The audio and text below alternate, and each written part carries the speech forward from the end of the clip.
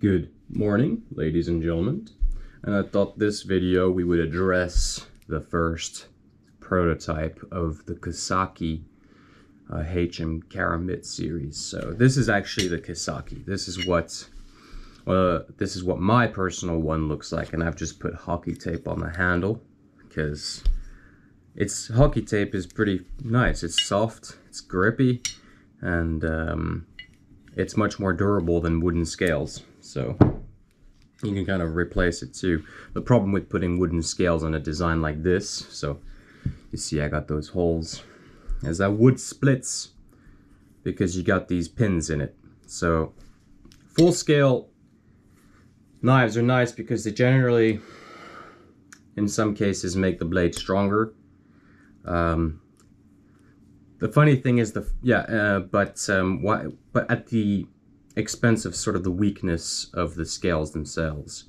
So you need, when you do scales on a full tang blade, if it's not a kitchen knife, you should use something like micarta or some kind of material like that. I mean, I have here a type of polymer on this particular Kissaki, which is the single bevel one. And it's very comfortable. It's very comfortable too. But I kind of, when I personally carry knives, I like the kind of ghetto vibe. And this one has a paracord handle. So this is what the first one, or the first like true prototype, because I have actually forged hundreds and hundreds and hundreds of karambits. These are some of my, this is like one of the karambit series that I make, which is basically just an EDC little karambit. And here are, for example, some other series. These are just leftovers from like 4, 5, 6 years ago, and they've got forged rings. They're not like spread or anything out, unlike, you know, this series where it's actually, you know, laser cut. But you know, it took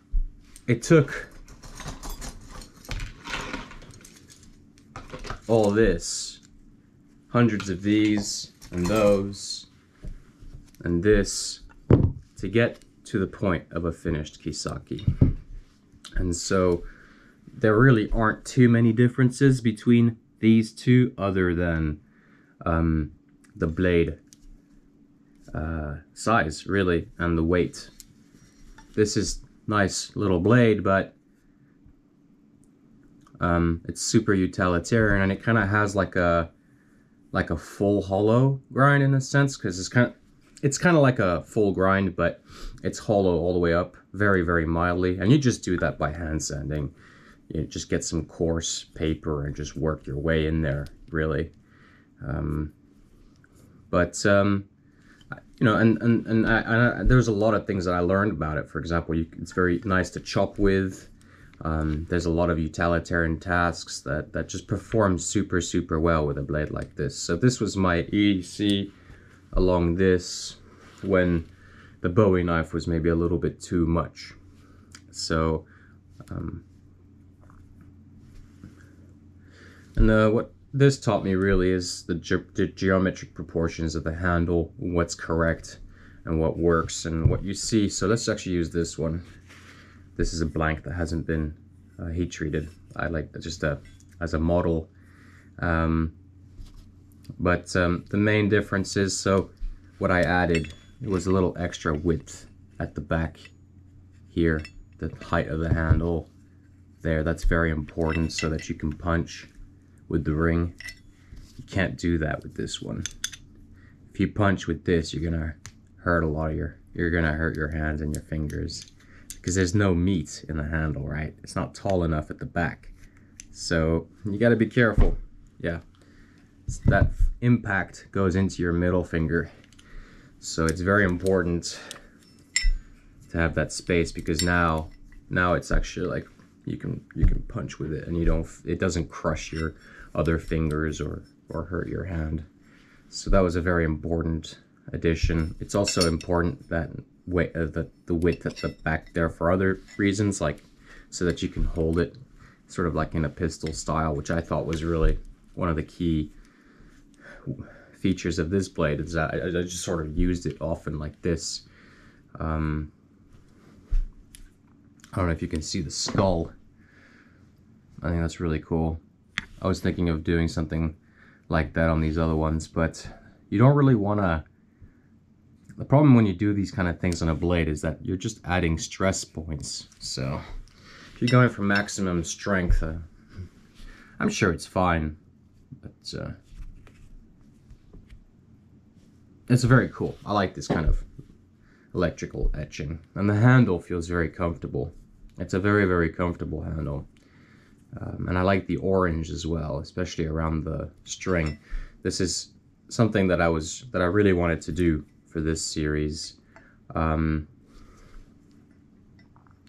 So you can see they're actually quite close, the dimensions of the ring. If you were to add all those layers of string to here, it would be a very similar hole. Now the reason I haven't done that on mine is because I like to put 2 fingers in the rear one. So if I take one of my rings off, it's more obvious. I like to hold it like this with 2 fingers in there. This is a very solid grip. And the nice thing when you're chopping against stuff is that you're protecting your hand quite well from the rear. In the next batch of these that will be made, the ring is actually going to be slightly larger proportion, and I think I'm going to move it back 1 millimeter. It's going to move, I'm going to add 1 millimeter to the length of the handle, and then I might add 1.5 millimeters to the diameter of the hole. What I would also like to do is increase the thickness of the ring. It's very thick as is, it's more than enough, but when you have this much mass in the front of the blade, when the guys are heat treating it at the facility, there's a very large geometric, proportional differences over the entire length of the blade. So I need to make the ring a little thicker so that so that there's just a more consistent metallurgy over the whole profile, and I think it also, it's nice to have just a thicker ring, so it's beefier. I don't think this is gonna break if you punch shit with it, because it's hardened 80 CRV too, and it's pretty thick as is. I mean, most people, they couldn't break a 2 millimeter thick piece of metal even if they tried, if it's hardened. So yeah, it was sort of a surprise making this. It's made from a wedge, so when I make Bowie knives and stuff like that, or kukris, I'll cut off like wedges from the tips and stuff, from the blanks, and with those triangular wedges I forge these. And I only just began actually spreading the metal at the back. This has been thinned out, just like these, and then rolled over. And these are very, very difficult to make because of the distance that you need and the size of the ring and all the proportions. So it's very good practice making these. I'm making hundreds of them. I think these have serial numbers. This is like the 3rd batch, and I started to add serial numbers, and I see serial number 30. So I think I've made, it looks like I've made about 100 of those.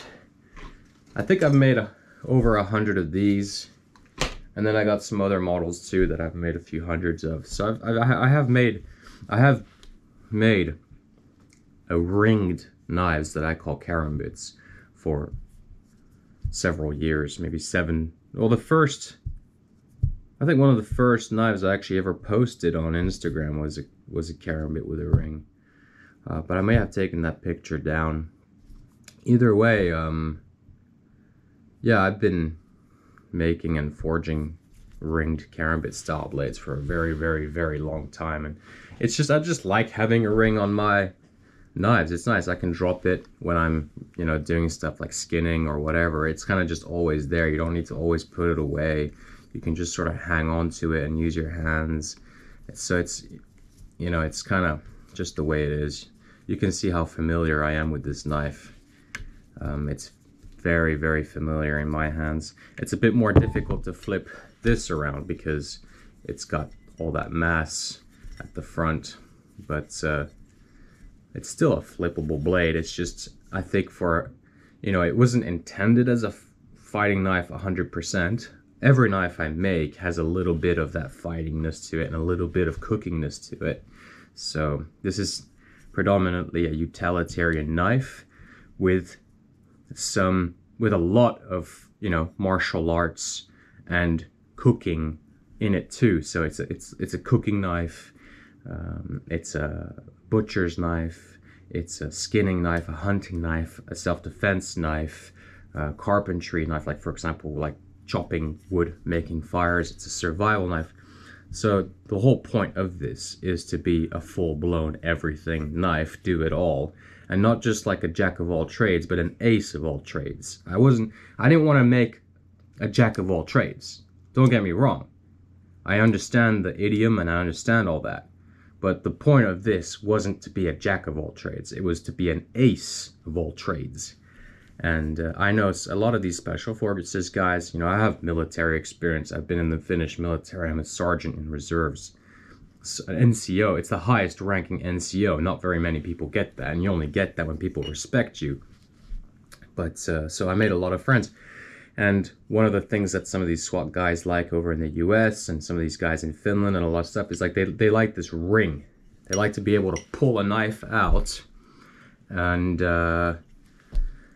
know that it's locked in your hand, right? So if we're looking at, for example, this is like an unfinished, I'm working on rivet lock pulko, but let's just, you know, it's got a finger groove right there to kind of let your, you know, finger reside there so it doesn't slide forwards. But, you know, there's always the chance that you fumble, you know? Whoa! So for me, I feel very uncomfortable carrying an EDC knife. If it's for, in Finland you're not allowed to carry for self-defense, but when I'm in the countryside on my farm, I test everything and I put myself in these theoretical situations. And so, you know, if it was for self-defense, I just don't feel comfortable pulling out a knife that can fall out of my hands. And that's why I like guards, like big guards, because you can lock those guards into your fingers. That's why I like these rings, because it's not gonna fall out of your hand. And in this case, the idea for the self-defense is that it's actually, you punch here. So you don't actually necessarily have to use the edge. You can pull it out and just, you know, smash the fucker here and not necessarily have to draw blood. I mean, it might a little bit if you hit, but, you know. And then it's also designed so that if you're wearing rings, at least on these two pinky fingers, they actually complement. You see how the metal is supported underneath? So when you punch, did I hit the steel? No. When you punch, the force from your ring goes into the steel and then you got that. So, you know, I put a lot of thought into this design and it's quite a brilliant one. And it all started with this first little EDC blade. And you know, skinned a bunch of animals, and it was just such a great knife. I really, really loved it. But every day I held it, I was like, man, like proportionally that blade needs to be so much bigger. And one of the key things was, of course, as you can see, the height of the blade here and the height of the ring. I wanted the heel of the blade to be further out than the ring, so that when it rests on a surface, I don't know if you can see, when it rests on a surface, I want the heel of that blade to also be at the bottom. So when we do it here, like that. Now this is not the best example because that one's been sharpened a lot and I've been testing it a lot, and it was the first one from the batch that I made. So when we take this one, this is actually what the blade looks like from the, you can see roughly, let's just use this as a that it's actually quite far off the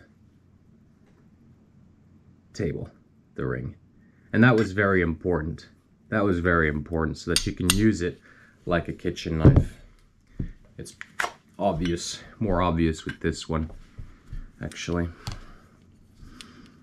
So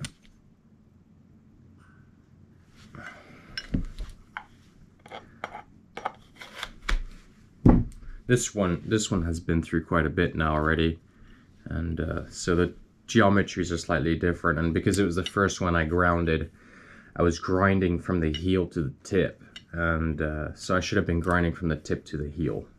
That's what I'll be doing when I'm making these, to conserve as much of that height there. That's another thing on the next batch, is actually gonna have to add a couple millimeters just for the grinding itself. I thought this was gonna be enough, but I think I still need a couple more. Either way, I won't be making another batch for a while. I have 30 of these to produce. But those adjustments are not really, they're not necessary. They're just more like conveniences. This is pretty much perfect as is in its full steel form, and that was the intent all along, is that this handle doesn't need scales. It's already like all the proportions are perfect for your hand, so you wouldn't have to put scales on it, or I wouldn't have to put scales on it. And it's nice to have scales on it, don't get me wrong. I like a more slim profile, so it fits under my shirt better. Because, you know, this is how I carry it. This is how I carry it. Like this. So, you know, if I'm in the countryside, I'll just pull it like this. Right. So this is the sort of utilitarian pull, so I can just use it straight away. The self-defense style is the other way around. It's this way, right? So that I can have it back here, right? And then just like that. And it's hidden, see? No one can see. So that's the way it's done. Like that.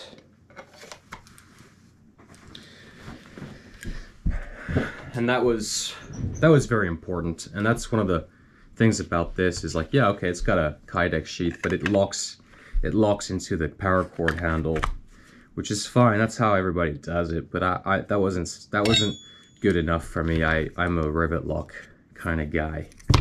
So all of my knives have that, except these scalpels. Actually, they don't have a rivet lock. They have that, but anyway. So yeah, from the use of this knife over the last almost a decade now, 7 or 8 years. I think it's 7 years, 7.5 years. Time goes by so quickly. Just the other day I was at a fair and somebody asked me, how long have you been making knives for? And I was sitting there, and I'm so used to saying a decade. And I'm 31 in a month. And I sat there and I was like, shit. I've been like a full-time knife maker almost for 20 years. I've been doing this. 2 decades. And I've forged thousands and thousands of knives by hand since the age of 11. How many 30-year-olds have 20 years of professional manufacturing, artisan, raw material procurement, sales, management? Not that many 30-year-olds actually have that kind of experience. It was a very humbling moment to be in, to be so young, but to also be sort of in the shoes of somebody people who are generally have my level of experience, or 10 to 20 years older than me, because they start when they're 30, or they start when they're 25, or they start when they're much later. So there was a 80-something-year-old puukko maker from Finland asking me for advice at the last fair I went to, you know, on designs, on how to increase sales, on how to increase, you know, and stuff like that. So that was very humbling.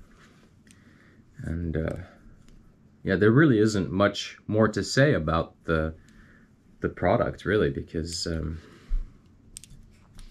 it all came from this one. And it's an excellent blade. I made it kind of like in a half-assed way. It was just sort of a quick experiment that I wanted to test. And so the heat treat's pretty, like, it's, I don't know how to put this into better words, but it wasn't necessarily like made with quality in mind. It was more like proof of concept when I first made this one. But somehow I managed to get a really, really, really freaking good edge retention on it. Even though it was kind of like a half-assed job kind of all the way. It turned out really, really well, and I've never sharpened it. I've had it now for 8 years, and I've used it a lot, and it still shaves some hair. It doesn't pop hair, but if you sit there long enough, you'll get. It doesn't. I don't know. It doesn't shave hair, but I would say it's like borderline hair shaving. Hold on, I have a strop here somewhere. Let's see if we can get some hairs off. And this is just spring steel, random old school spring steel. So maybe I did like a water quench. I don't know.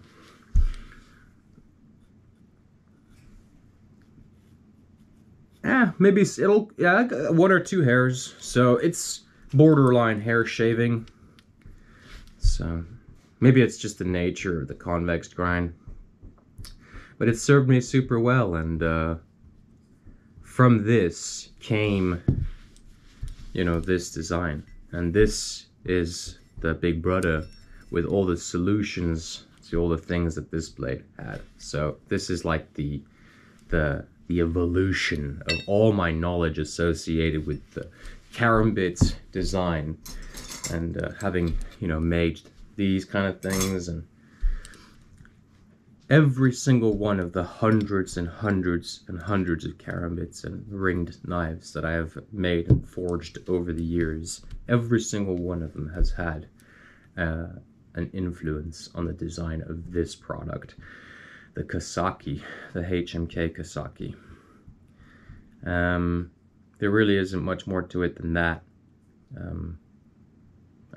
Yeah, stay in touch. Follow me on Instagram. Keep track of my progress. I'll be starting to produce these in the coming weeks, and there will be some available. You can pre-order the full steel versions. There's 2. There's the Deba single bevel version, if you're the kind of hiking guy who loves to fish as well, or then there's the double convex one that I carry myself. And custom ones from me will include things like brass, casted, scales, and stuff like that.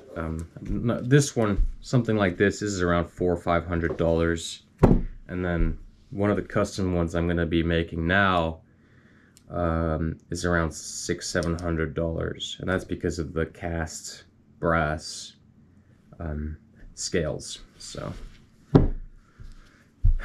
there it is, ladies and gentlemen. I hope you have a wonderful day, and see ya.